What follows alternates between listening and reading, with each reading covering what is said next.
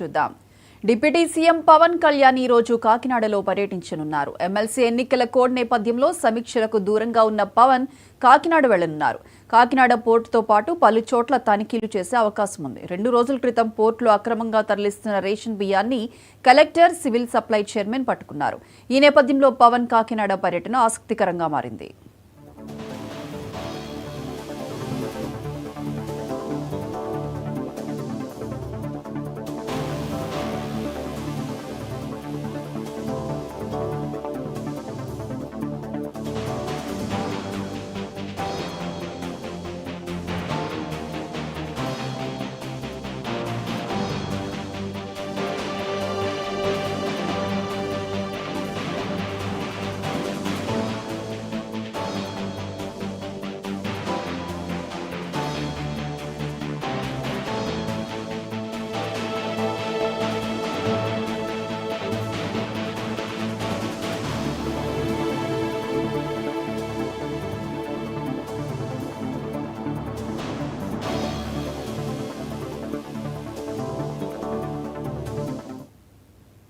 Deputy CM Pawan Kalyan ఈ రోజు కాకినాడలో పర్యటించనున్నారు. ఎమ్మెల్సీ ఎన్నికల కోడ్ నేపథ్యంలో సమీక్షలకు దూరంగా ఉన్న పవన్ కాకినాడ వెళ్లనున్నారు.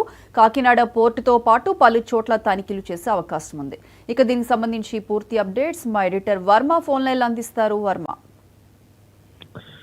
ప్రియాంక, డిప్యూటీ సీఎం పవన్ కళ్యాణ్ ఈ రోజు తూర్పు గోదావరి జిల్లా పర్యటన నేపథ్యంలోని సర్వత్రా ఆసక్తికర అంశాలు వెలుగులోకి వచ్చే అవకాశం ఉందని చెప్పి పెద్ద ఎత్తున ప్రచారం జరుగుతున్న నేపథ్యం. ఎందుకంటే పవన్ కళ్యాణ్ గారు ఏ ప్రాంతానికి వెళ్ళినా సరే ఓకే, ఒక అఫీషియల్ గా డిప్యూటీ సీఎం హోదాలోనో లేకపోతే జనసేనానిగానో వెళ్లే విధంగా ఆయన పర్యటన ఉంటుందని భావిస్తారు. కానీ తూర్పు గోదావరి జిల్లా అవనియండి లేకపోతే కాకినాడ ప్రాంతంలో ఆయన పర్యటన అంటేనే ఒక సంచలనంగా మారే పరిస్థితి. ఎందుకంటే ఎన్నికల సమయంలో గత ఎన్నికల నేపథ్యంలో ప్రచార సమయంలో కాకినాడ నడిబొడ్డున పవన్ కళ్యాణ్ గారు చేసిన వ్యాఖ్యలు ఎప్పటికీ కూడా వైరల్ అవుతూనే ఉంటాయి.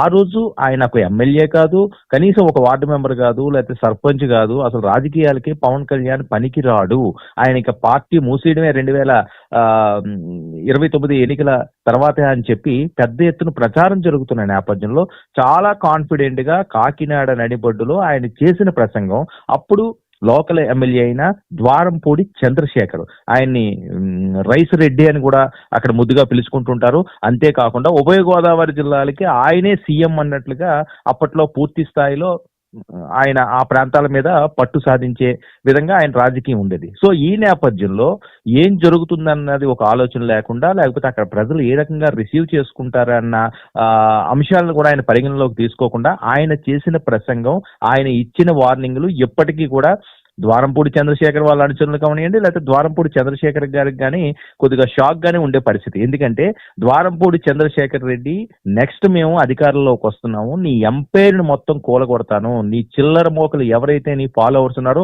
వాళ్ళందరినీ కూడా నడి రోడ్డు మీద బట్టలు ఇప్పించి మరీ తీసుకు వెళతాను అని చెప్పి ఆయన ఆవేశపూర్వంగా మాట్లాడారు. అయితే అప్పుడు మాట్లాడడంలో పవన్ కళ్యాణ్ గారు ఏదో ఆవేశంలో మాట్లాడారు, ఏముంటుందిలే ఆయన ఎక్కడికి గెలుస్తాడులే అని చెప్పి సర్వత్రా మాట్లాడే పరిస్థితి. కానీ ఈ రోజు పవన్ కళ్యాణ్ పరిస్థితి వేరు. ఈ రోజు ఆయన ఒక పవర్ స్టార్ కాదు, నేషనల్ స్టార్ అయిపోయే పరిస్థితి. రాజకీయాల్లో కూడా సినిమా పర్వన్నది పక్కన పెడితే, సో ఈ పరిస్థితిలో ఒక మహారాష్ట్ర అయినా ఆయనకి పెద్ద ఎత్తున స్వాగత సత్కారాలు, ఆయన ఎక్కడ అడుగు పెడితే అక్కడ సక్సెస్, విజయం అన్నట్లుగా ఈ రోజు పవన్ కళ్యాణ్ గారు హవా నడుస్తున్నది. ఆ నేపథ్యంలోనే ఏదైతే కూటమి ప్రభుత్వం అధికారంలోకి వచ్చిన వెంటనే నాదెండ్ల మనోహర్ గారు ముందుగా కాకినాడ పోర్టు ప్రాంతానికి వెళ్ళడం జరిగింది.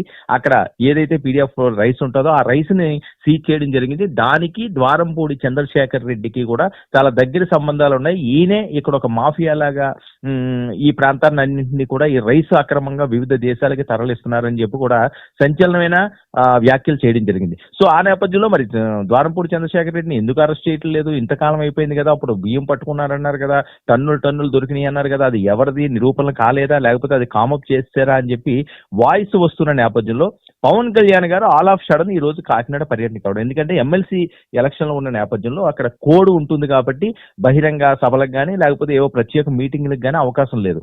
కానీ ఈయన మరి ఈ టైంలో కాకినాడ పోర్టు ప్రాంతాన్ని సందర్శించడానికి ఎందుకు వెళుతున్నారు అన్నది సర్వత్రా ఆసక్తి కలిగిస్తున్న అంశం. అయితే గత 2 రోజుల క్రితమే ఇక్కడ సంబంధించిన ఒక రేషన్ బియ్యం పెద్ద ఎత్తున డంపు, అక్రమ రేషన్ బియ్యాన్ని వీళ్ళు పట్టుకున్నట్లుగా తెలుస్తుంది.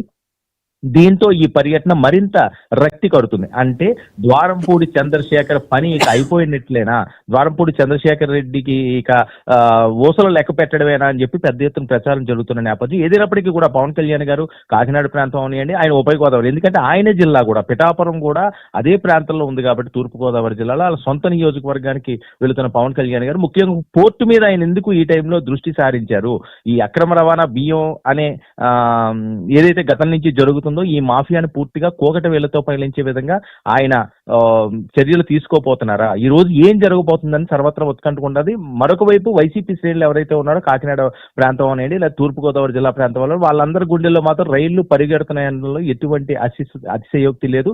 సో పవన్ కళ్యాణ్ ఈ రోజు వేసే అడుగులు చాలా ఇంట్రెస్టింగ్ గా మారనున్నాయి. ద్వారంపూడి చంద్రశేఖర్ పని ఇక అయిపోయినట్లని ప్రచారం జరుగుతుంది. మరి చూద్దాం మరి పవన్ కళ్యాణ్ అక్కడికి వెళ్ళి ఎలాంటి అంశాల మీద ఈయన ప్రధానంగా గలవిపుతారో, ఎలాంటి అంశాల మీద ఈయన ఫోకస్ పెడతారో, ఏ నిర్ణయం తీసుకోబోతున్నారు అన్నది.